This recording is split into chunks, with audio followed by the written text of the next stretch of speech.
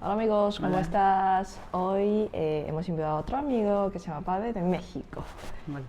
Y primero presentar un poco a todos. Bueno, hola, soy Pavel Pantoja, soy de la Ciudad de México y estudié psicología en la UNAM, creación literaria por la UACM y después la maestría en el Colegio de México.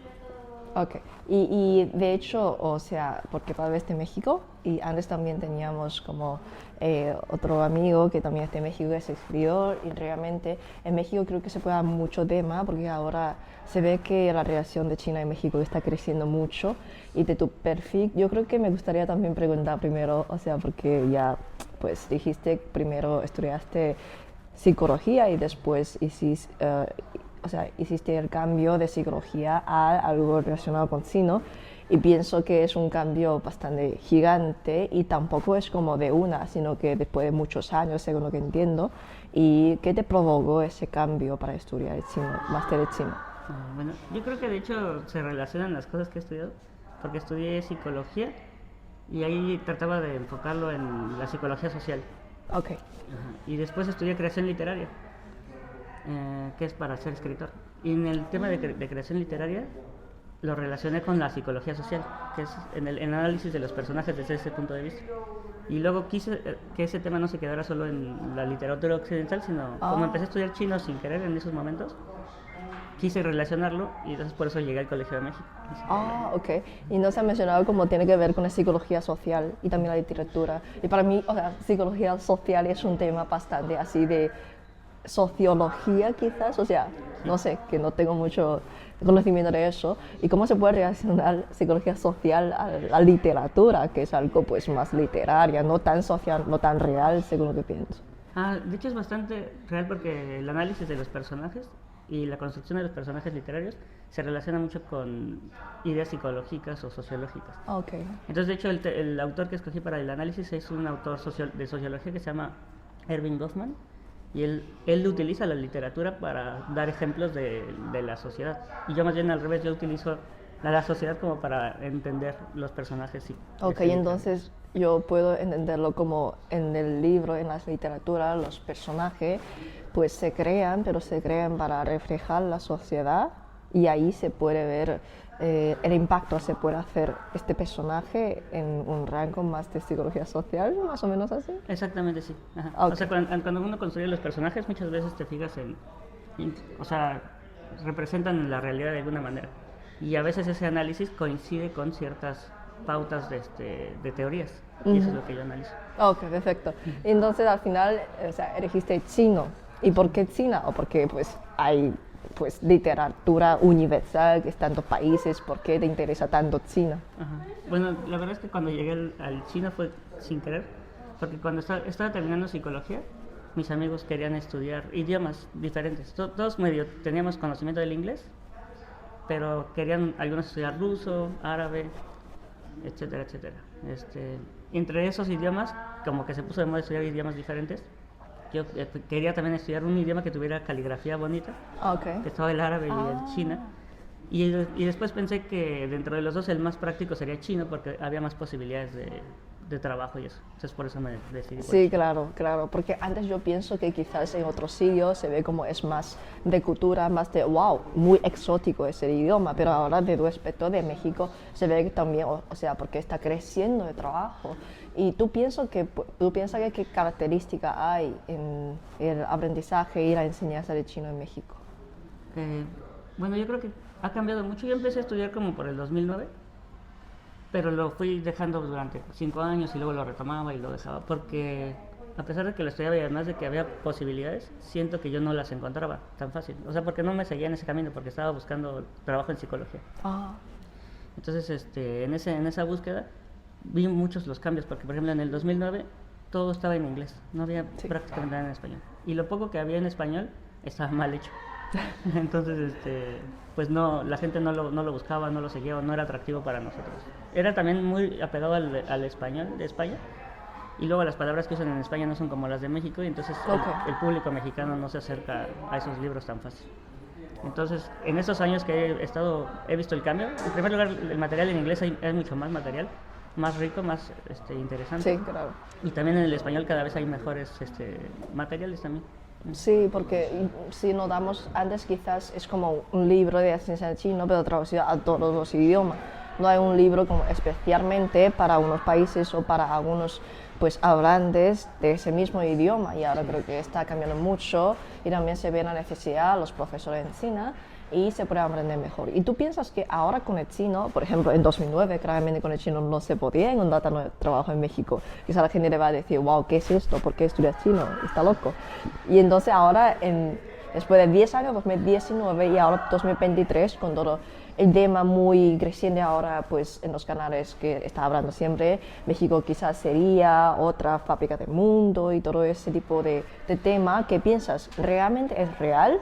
¿Y qué era lo que te sentías en México en ese periodo? En el 2009, la verdad es que muchos de los que estudiaban chino sí pensaban que en el futuro podría existir mejores posibilidades, pero en ese momento sabíamos que no había tantas. Es un sueño. Sí, era como un sueño, pero como parecía que la perspectiva iba hacia lo que está pasando ahora. Sin embargo, no era tan fácil adentrarse a esa apuesta porque el chino no es fácil, ¿no? Entonces, al estudiar chino durante un tiempo para no saber si va a pasar algo bueno o no, pues no. Pero yo estaba un poco acostumbrado porque de lo que he estudiado mucha gente me ha dicho que no me va a dar dinero, como psicología o creación literaria. Entonces dije, pues voy a estudiar lo que me gusta. Y como me gusta también la cultura china desde antes, pues dije, sí, voy a intentarlo. Ok, pero ahora pues ya te sientes como está llegando más trabajo, más posibilidades que nunca habías pensado. Sí, definitivamente. O sea, por ejemplo, estaba trabajando antes de maestro, porque soy profesor también de chino. Ajá. Y antes del profesor de chino estaba trabajando en un consultorio de psicología y también soy podólogo también, que es un doctor de los pies. Como un doctor es un profesional de los pies. Y pues con esos trabajos más o menos me mantenía. Pero cuando empecé a dar clases de chino, pues siento que el salario está mejor. Y entonces ya dije, pues me voy a dedicar ya de plano a esto. Y ahora creo que aparte de ser profesor de chino, se puede dedicarse a ser traductor en mucha empresa, porque se ve como mucha empresa está trasladando a México por el tema de nearshoring y todo eso, sí, pienso. Así es. Sí, el nearshoring está cambiando como todas las reglas del juego porque, o sea, yo siento que la relación de China y México se ha estrechado muchísimo gracias a eso. Y entonces ahorita se ha visto un cambio acelerado de lo que ya estaba pasando, pero ahorita se ha visto mucho más rápido de cómo llegan empresas, personas. Muchas personas de China llegan a México de por sí de siempre, ¿no? Muchas veces con la idea de pasar a Estados Unidos. Pero ahora cada vez llegan más a México a instalarse, porque hay muy buenas oportunidades también para los chinos en México por las empresas que se pueden colocar ahí.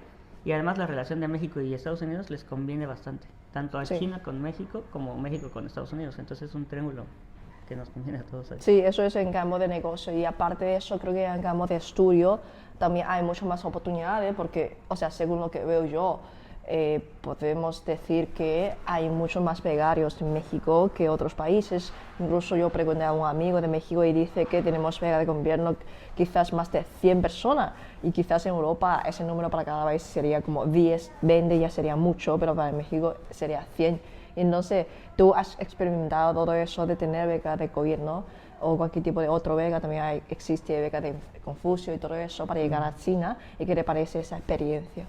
Pues la verdad es que siento que sí es muy diferente. En México hay varios tipos de becas que puedes venir a China, ¿no? Entre ellos están los del gobierno, los que da el gobierno, y los que da el Confucio.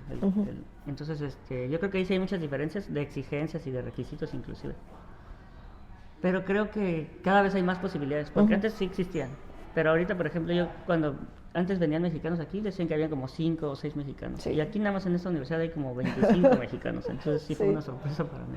Sí, y también dice que incluso en Pekín quizás el grupo de WeChat de mexicanos es como muchísimo, 200, 300. Incluso el otro día conocí a una amiga de Hong Kong y dice que en Hong Kong son puros mexicanos. O sea, hay muchos latinos, pero la mayoría son mexicanos. Y digo, wow, que los mexicanos están abriendo ese territorio en China. Sí. Interesante, muy interesante. Y de hecho, como has estado ya varios meses en China y piensas que has tenido como algunas experiencias interesantes o te impresionó en China, como nunca habías pensado que China era así en México. Pues yo cuando llegué no tenía, o sea, tenía la idea de quedarme, por ejemplo, un año y ya irme, ¿no? O sea, aprender lo que pueda aprender y ya casi huir. Pero, o sea, a los 2 meses que estuve aquí, me encantó, o sea, me encantó completamente estar en Beijing. Y de hecho me cambió la vida en muchos sentidos. Incluso mi padre murió en estos meses Y también eso me ayudó como a reflexionar varias cosas Mm. y a decidir, digamos, que si puedo quedarme aquí más tiempo, por ejemplo, unos 4 años, me gustaría hacerlo. Para conocer mejor ese ambiente y también, pues, en tu aspecto, pues cambiar tu ambiente de vida también en China. Y además el idioma en un año creo que no alcanza para mejorarlo como uno quisiera. Entonces yo creo que mínimo necesitas más tiempo, sí, 2 años, 3 años. Ok, perfecto. Y creo que quizás, aparte de eso, pues has notado que China también tiene alguna fase como no es tan buena, que dice, ok, eso quizás es por desarrollar en China. Ah, sí. Bueno, yo creo que de hecho hay una diferencia desde mi punto de vista para los chinos y los extranjeros. Por ejemplo, en esta universidad siento que a los chinos tienen más presión y los extranjeros tenemos menos presión. Y más facilidades en todo. O sea, los maestros yo creo que nos consienten y nos ayudan a pasar las Claro. materias y etcétera, etcétera. O sea, la exigencia es muy distinta. Por lo tanto, el ambiente de presión escolar no se siente aquí tan pesado. O sea, está muy bien, ¿no? Porque sí siento que si te comprometes, aprendes. Porque también hay muchos estudiantes que no se comprometen y no aprenden y siguen pasando. Eso no creo que sea tan bueno, pero... Por ejemplo, hay unos que llegaban a faltar y aún así los pasaban. Entonces, pues parece luego injusto, ¿no? Pero sobre todo porque ellos no van a aprender el chino como podrían. Y de otras cosas que siento que chocan, por ejemplo, con mi cultura, o sea, no sé si sea cuestión de desarrollo, ¿no? Pero que chocan un poquito, es, por ejemplo, eso que es típico, ¿no? Lo de escupir en la calle y eructar y cosas por el estilo. Que eso como que se dicen sí es real, sí pasa, Sí ¿no? pasa, sí. Sí pasa a veces. Y por cierto, también pues sabemos que Babe tiene su misma cuenta de TikTok y también de Instagram subiendo los vídeos todo el día de lo que está pasando en China, enseñar un poco de chino, creo que es de tu interés. ¿Y cómo te surgió ese proyecto para enseñar chino o hacer vídeos aquí, vídeos cortos? Bueno, de hecho yo que tenía la idea de hacer videos desde antes, desde hace años, pero no sabía de qué. O sea, quería hacerlos de literatura o de mi tema de investigación, pero no me enganchaba. Y cuando terminé el Colegio de México, lo primero que quise hacer fue videos. O sea, casi terminando como a la semana y media, empecé con las ideas primarias que tuve, que obviamente no sabía grabar ni nada, ¿no? Pero poco a poco me empezó a gustar mucho tratar de enseñar un poco de la cultura china desde México primero. Y luego pensando, de hecho, mi idea fue, voy a empezar ahorita mi canal para que cuando llegue a China tenga ya ciertos conocimientos de cómo editar y Sí. eso, para poderlos hacer mejor. Entonces así fue mi plan y me ha funcionado. Sí, y entonces también recomendamos si quieres saber un poco más de China y también la vida real de un estudiante extranjero en China, se puede seguir a Pavel y vamos a dejar su información abajo. Y pues, ¿tienes algunos planes en China en los próximos meses? O sea, algunas ideas interesantes para hacer. Sí, o sea, quisiera, ahorita que tenemos un periodo de vacaciones, quisiera hacer más videos, o sea, como más largos o más profesionales. Ajá. Y tratar de seguir enseñando la cultura y hacer entrevistas, que eso es una cosa que también quiero hacer. Sí, O sea, sí. sí, perfecto. Y entonces quedamos con eso. ¿Y tiene cualquier otra pregunta o duda sobre esa tendencia de aprender el chino en México?